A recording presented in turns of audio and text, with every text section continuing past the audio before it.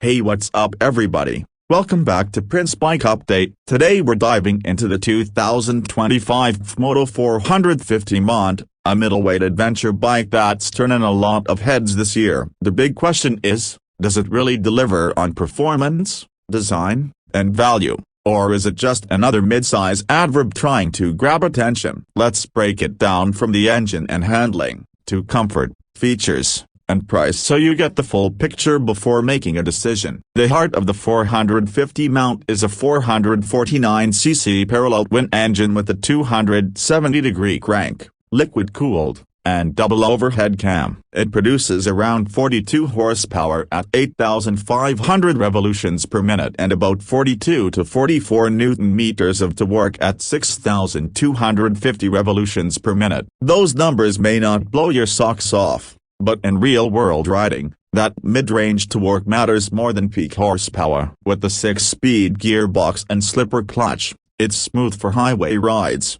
flexible in the city, and forgiving when downshifting aggressively. Riders will appreciate the twin-cylinder setup because most bikes in this category stick with single cylinders, which can feel buzzy on long trips. The CFMOTO's engine offers a more refined, V-twin-like character that makes it special. The suspension is another highlight. It uses a steel tubular frame paired with a 41mm upside-down fork at the front and a kib monoshock at the rear, both with around 200mm of travel. That means you can comfortably tackle uneven city roads, gravel, and even off-road trails without the bike bottoming out. Ground clearance of about 220mm gives you confidence when the road gets rough. Add to that a 21-inch spoked front wheel and an 18-inch rear wheel, and you're clearly looking at a bike designed to be versatile, balancing on-road stability with off-road readiness. When it comes to braking, the dual front discs and single rear disc setup comes standard with ABS,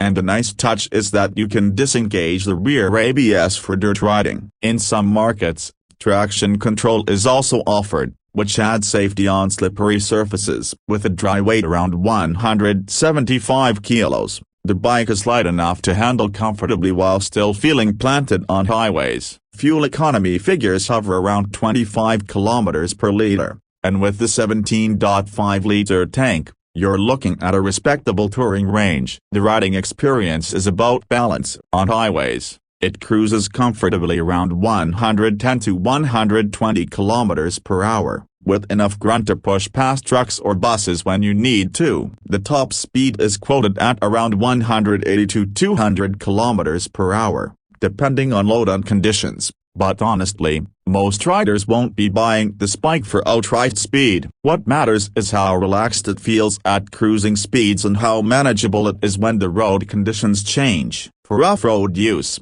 it won't match hard enduro machines, but for gravel, forest trails, or rough village roads, it handles itself well thanks to suspension travel, wheel setup, and manageable weight. Design is modern and practical. You've got a sharp beak at the front, aggressive fairing lines, a high windscreen for touring comfort, and a rugged stance overall. The LED lighting looks contemporary, and visibility is strong. The TFT color display is clear and easy to read, and a USB-C port is included for charging devices on long rides. The riding position is upright, handlebars are wide, and the seat is designed for comfort on long days. Seat height is manageable for most riders at around 800 to 820 millimeters, though taller or shorter riders may want optional adjustments. The overall finish and build quality are solid for the price and maybe not as refined as premium European brands, but definitely impressive given where CFMOTO is positioning this model. Now,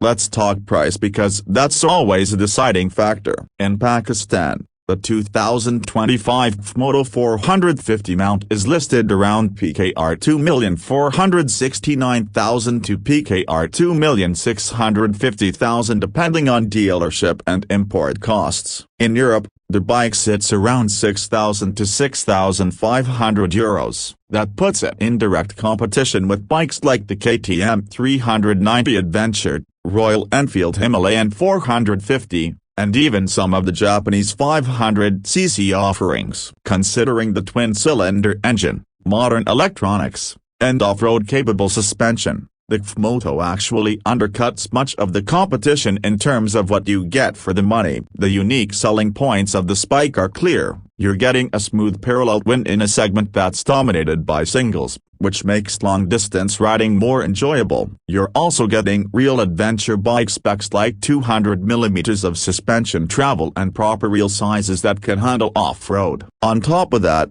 you have a TFT screen, ABS with off-road mode, traction control in some markets, and practical features like a USB-C charging port. Combine that with its relatively lightweight and approachable design, and you've got the bike that works both for new adventure riders and experienced bikers looking for a manageable middleweight option. Of course, no bike is perfect. The 450 mount might not satisfy hardcore off-road enthusiasts who want Dakar-level toughness. Stock tires could limit performance off the beaten path, though that's an easy upgrade. Service networks and spare parts availability might also be limited depending on your region, which is worth considering before purchase. For taller riders, the windscreen may create some buffeting at higher speeds, and while the build quality is good, it still won't match the polish of Japanese or European rivals. So, who is the Spike for? If you're a rider who commutes in the city during the week, but also dreams of weekend touring trips or exploring off-road trails,